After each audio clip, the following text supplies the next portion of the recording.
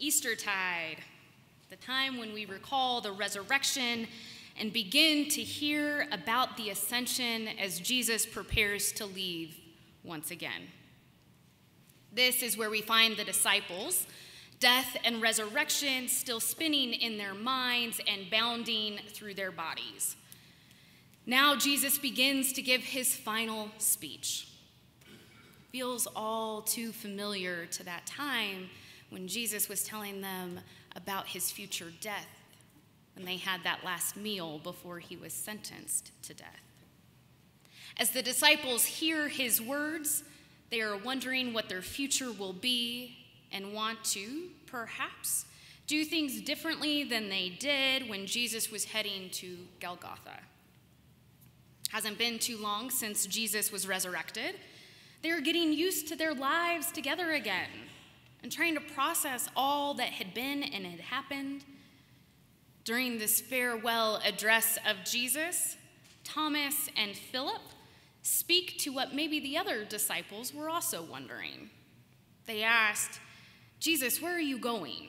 And how will we know who the Father is?" They do not want to make the same mistakes of hiding or missing Jesus when he first returned. They want to be sure they journey well this time. They ask these questions, and I'm going to be honest, I love Thomas and Philip for asking. They give me great hope in my own discipleship journey.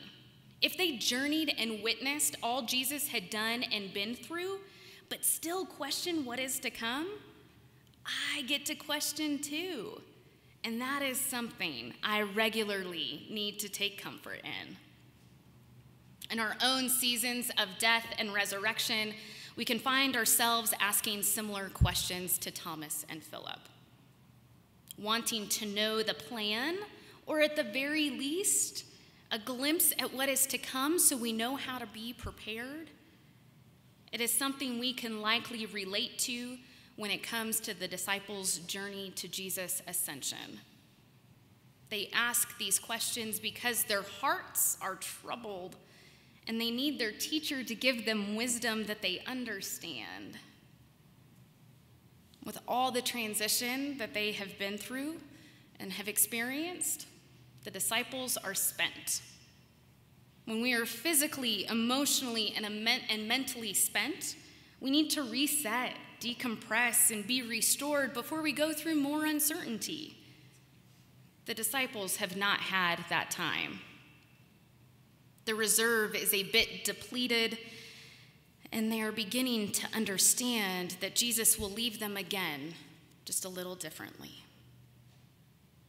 In their questions, Jesus hears their fears, and he speaks to their concerns and reminds them that they already have all that they will need to get through this transition.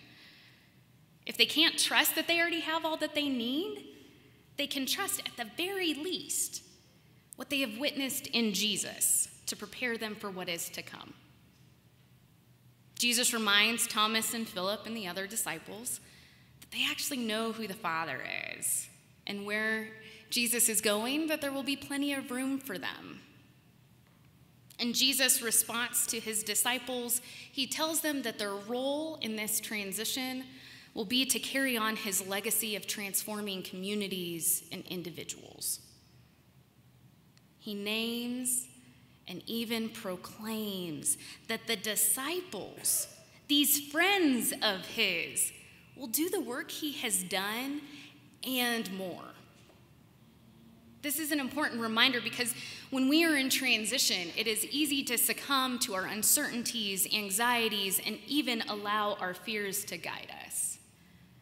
Just as the disciples are leaning into their fears because their reserves are already low, it is understandable that they struggle to do as Jesus has done, let alone do more. When we live into these seasons of new normals, our minds are swirling and discomfort fuels our muscles. Habits take over. It can be a time when we forget who we are. I don't mean that we forget our name or daily business of life, but we forget what we are called to do in this world.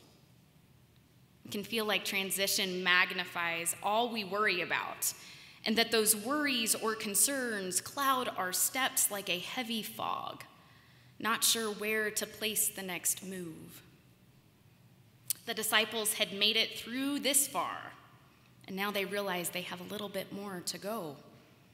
And in this fog of uncertainty, they have forgotten that they have been called to do as Jesus had done. To move into this season of departure of their teacher and friend, they will need each other to realize that they can actually make it. They will need to recall these words of Jesus. Our transitions in life will range from feeling like we have witnessed the death, resurrection, and ascension of Jesus ourselves.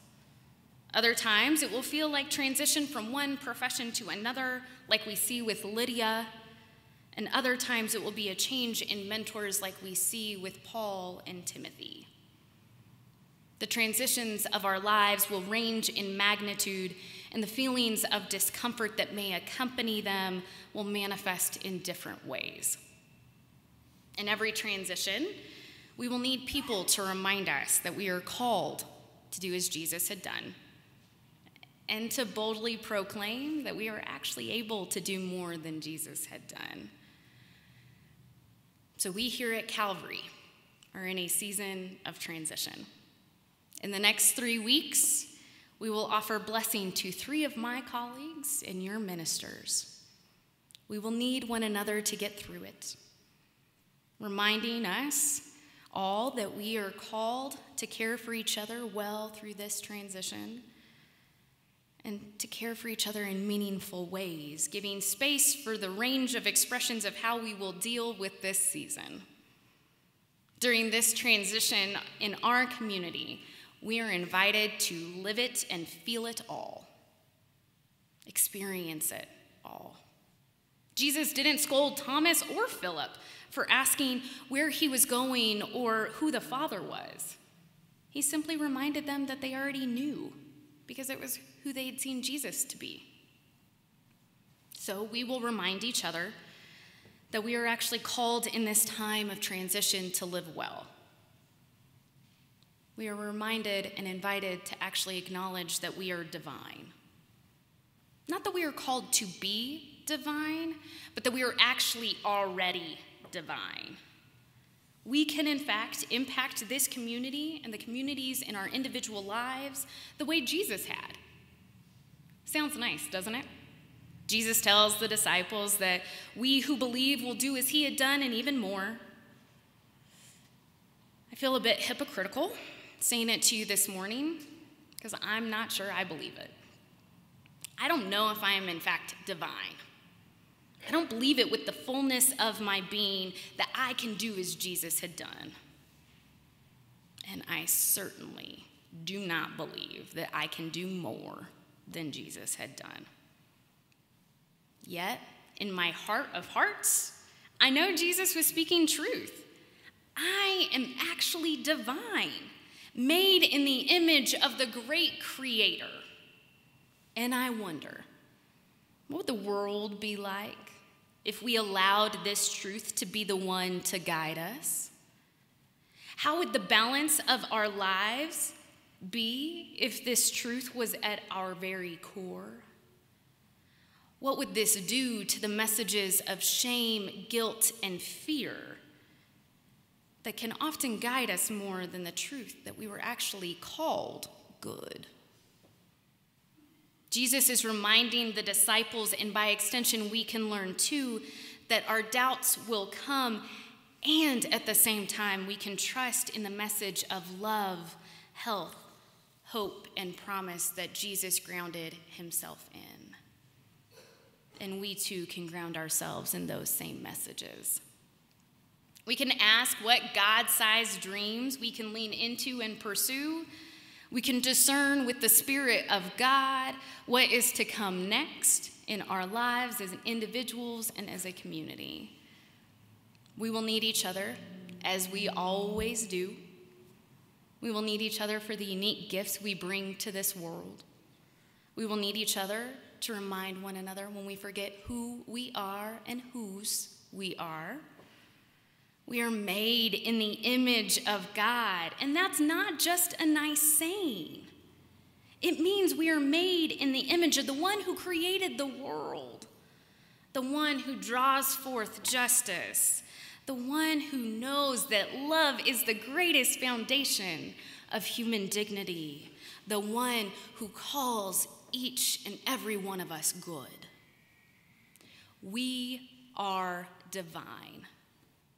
We are divine, not in this demigod kind of way, not in a way that elevates us beyond what we were created for, but in a way that allows the truth that we are in fact good to take hold, to redeem our souls.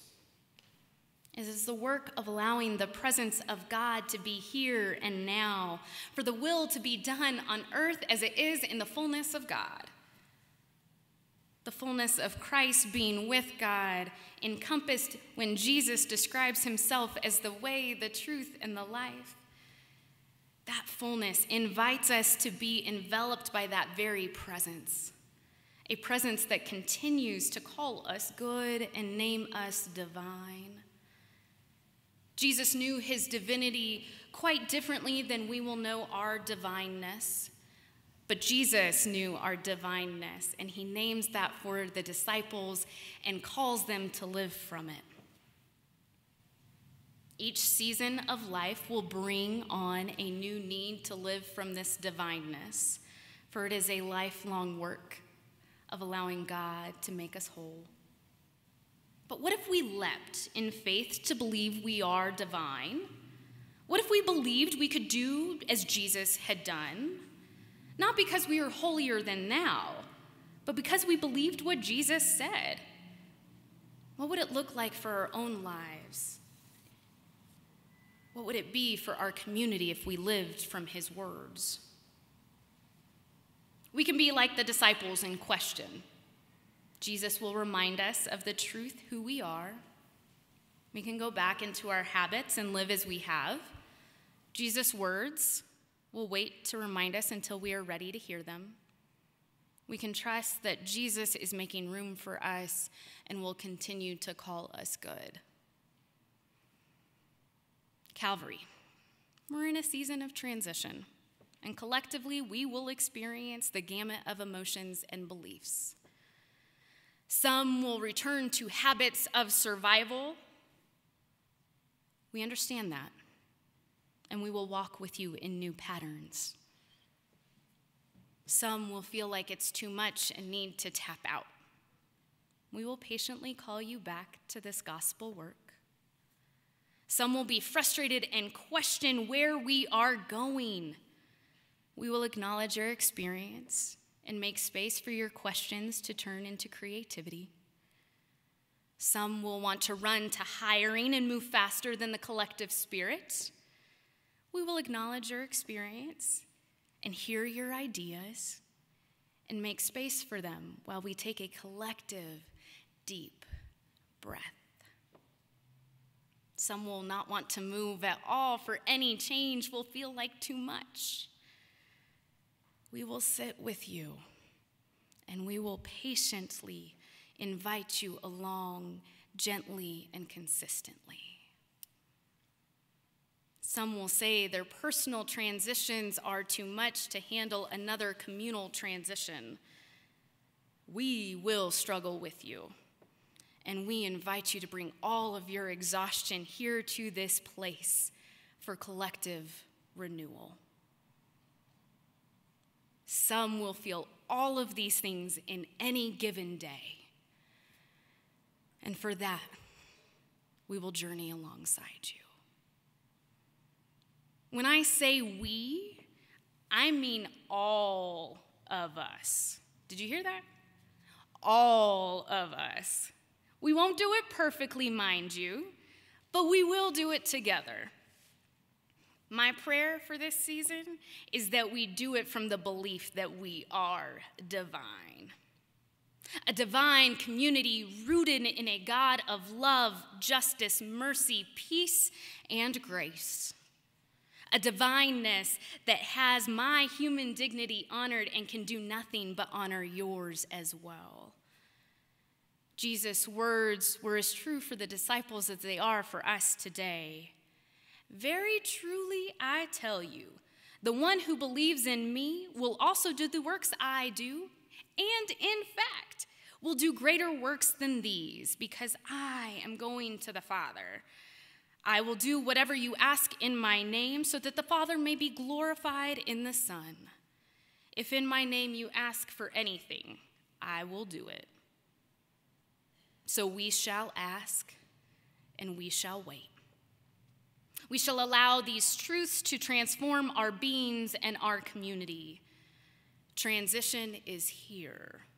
Bring all that you feel and all that you are, just as Thomas and Philip did, and journey with us through this season. We will ask the Creator of all things for wisdom and courage, grace and love, to dream together, to do as Jesus did, and to do even more. Calvary, you are divine. May you actually live as if it were true. Amen.